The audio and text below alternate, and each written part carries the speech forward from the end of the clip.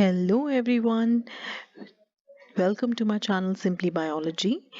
Today we are going to start with the chapter Microbes in Human Welfare of class 12th. Well, microbes are diverse.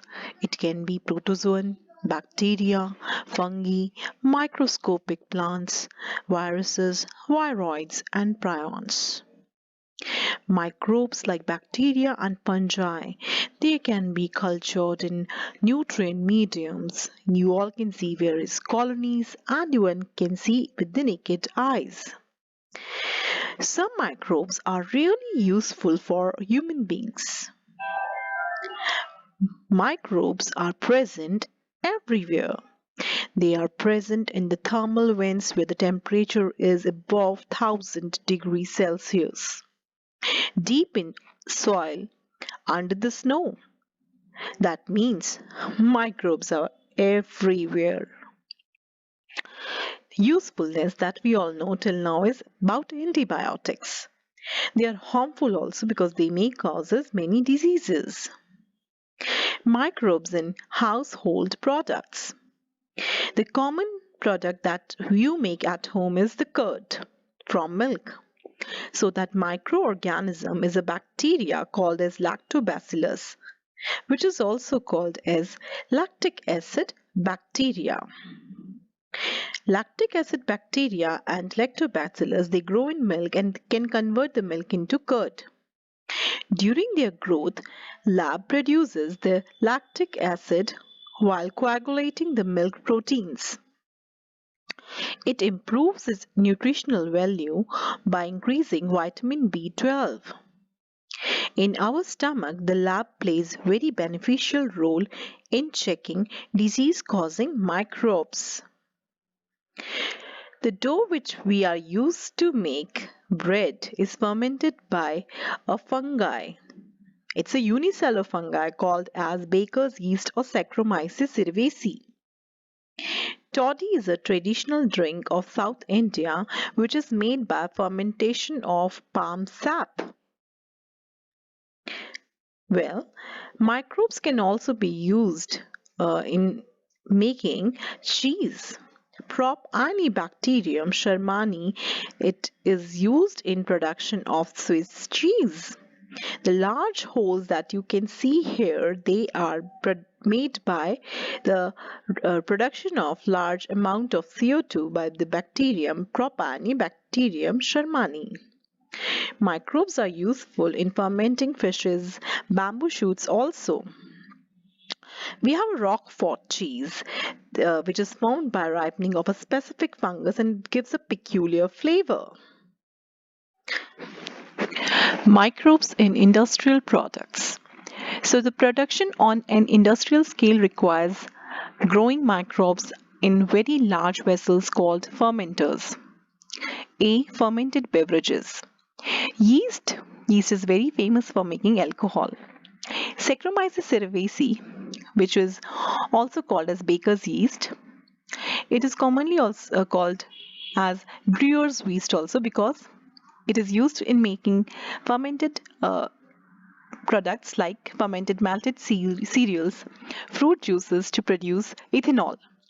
Wine and beer are produced without distillation, whereas whiskey, brandy, and rum are produced by distillation of fermented broth. Antibiotics. Antibiotics are the chemical substances which are produced by some microbes which can kill or retard the growth of other microorganisms, especially which are pathogens. Penicillins are the first antibiotic discovered by Alexander Fleming. Alexander Fleming, he was working on Staphylococci and he was culturing this bacteria on his culturing plate. Once he observed that the mold was growing on one of the unwashed culture plate and surrounding the Staphylococci culture. Hence, Staphylococci could not grow. He found out that these molds are producing some chemicals which is retarding the growth of this bacteria. He named this fungus, he named this chemical penicillin after the mold, and the mold was Penicillium notatum.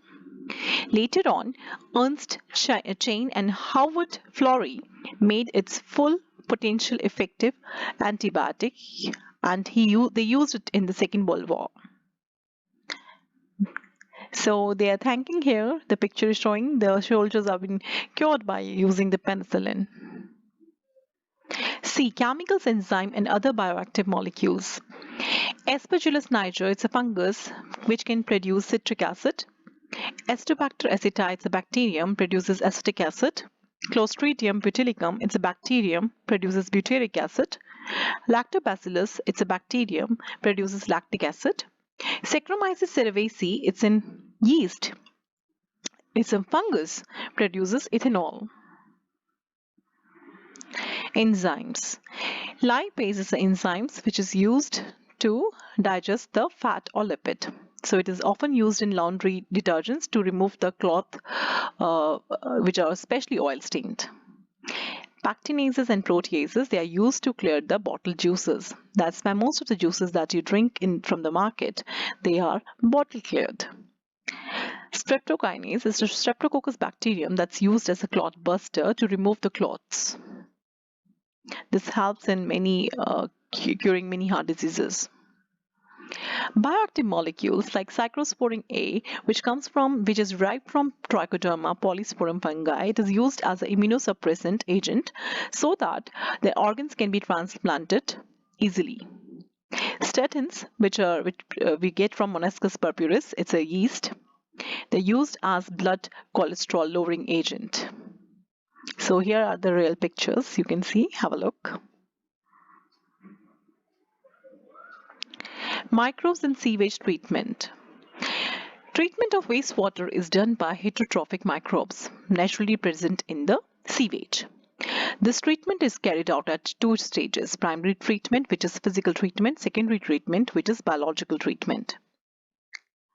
In primary treatment, there is a physical removal of the particles from the waste by filtration and sedimentation. Then, secondary treatment is done by aeration, activated sludge, and anaerobic sludge digester. You all can see a huge aerial view of a sewage treatment plant.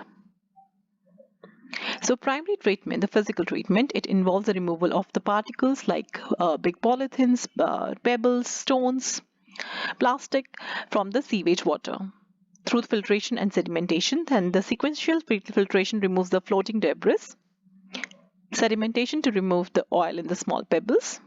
All solid that settles from the primary sludge and the supernatant forms the effluent. The effluent from the primary settling tank is then taken for the secondary treatment. So here's the diagram showing the primary treatment, filtration, sedimentation, then the primary effluent goes for the secondary treatment. Primary effluent is taken to the aeration tank where the air is agitated. Aerobic bacteria grow on that. Then the activated sludge is there, which is again we are using them again back to the aeration tank. And so the primary effluent is passed into the large aeration tank where a vigorous growth of aerobic microbes occurs, which is called as floc. While growing these microbes, they consume the major part of organic matter in the effluent. This significantly reduces the BOD, which is biochemical oxygen demand of the effluent.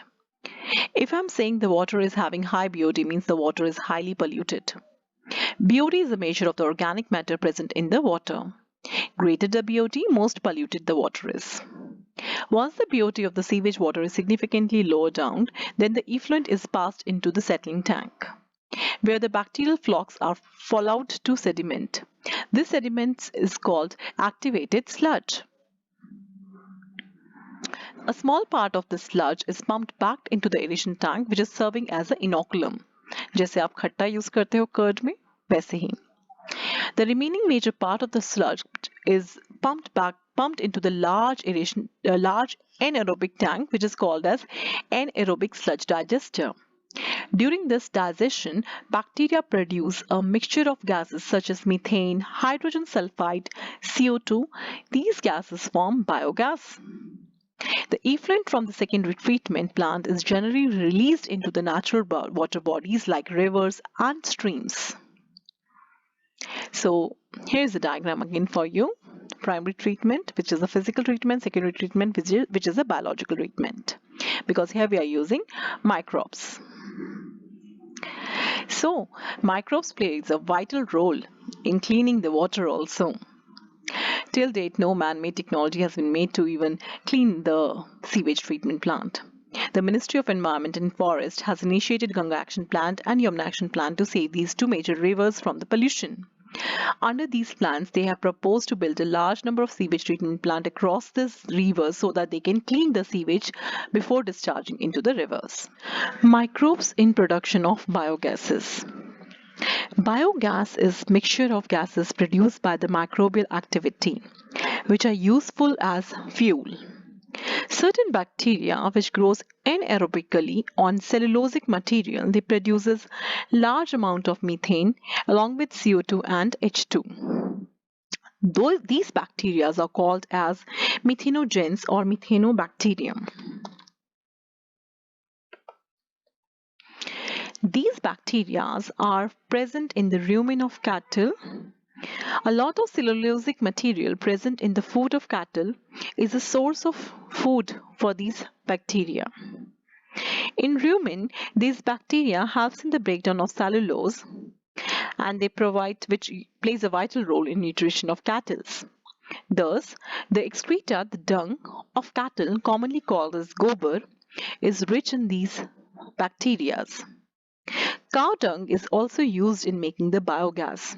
That's why we call it gobar gas. Biogas plant. Indian Agricultural Research Institute IARI and Khadi and Village Industries Commission KVIC both have used this technology of biogas production to develop Indian rural areas. The biogas plant they consist of a concrete tank in which bio-waste are collected and slurry of dung is fed. Here we are mixing, there is a mixing tank. It's an inlet through which we can put all the slurry. Here the biogas composition occurs and the gas is released and you can use the gas. You can remove this slurry from the outlet pipe, like from this area. So a biogas plant, how does it look?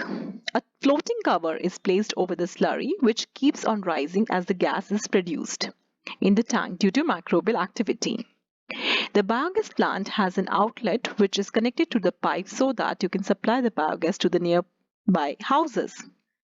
The spent slurry is removed through another outlet and may be used as fertilizers.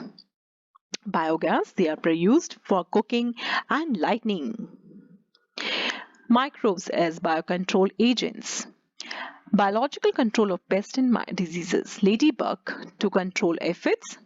Dragonfly to control mosquitoes. Trichoderma fungi, they protect the root system and they control the plant pathogens. Baculovirus genus, nucleopolyhedroviruses, they attack only insects. They have a narrow spectrum. They do not harm other organisms. Only the arthropods and few insects they attack. Bacillus thuringiensis, BT cotton, is raised so that we can protect our cotton crops from the insects. Microbes as biofertilizers. Biofertilizers are organisms that enrich the nutrients quality of the soil. They are bacteria, fungi, and cyanobacteria. Bacteria. The symbiosis rhizobium with the new root nodules of the leguminous plant. Rhizobium क्या करता है? Atmosphere से nitrogen fix करता है और plant को देता है. Plants in return they are providing shelter and food to the bacteria. Free living in the soil like Azotobacter, Azospirillum. Concepts of biofertilizers, you all can see they are various types. Blue-green algae, Azospirillum, Azotobacter, Rhizobium. Fungi. Symbiosis like mycorrhiza with the root or association of higher plants, example glomus. They absorb phosphorus and water from the soil for the plant growth. Cyanobacteria, they are like Anobenas isola, free-living, nostoc, Anositoria, and blue-green algae. So these are the certain bacteria. They help in recycling of the nutrients and making the soil enriched. Student, I hope that you have understood the chapter and the concepts. This is the short form of this chapter, a concise way of revising the chapter. Till then, study and enjoy. Thank you.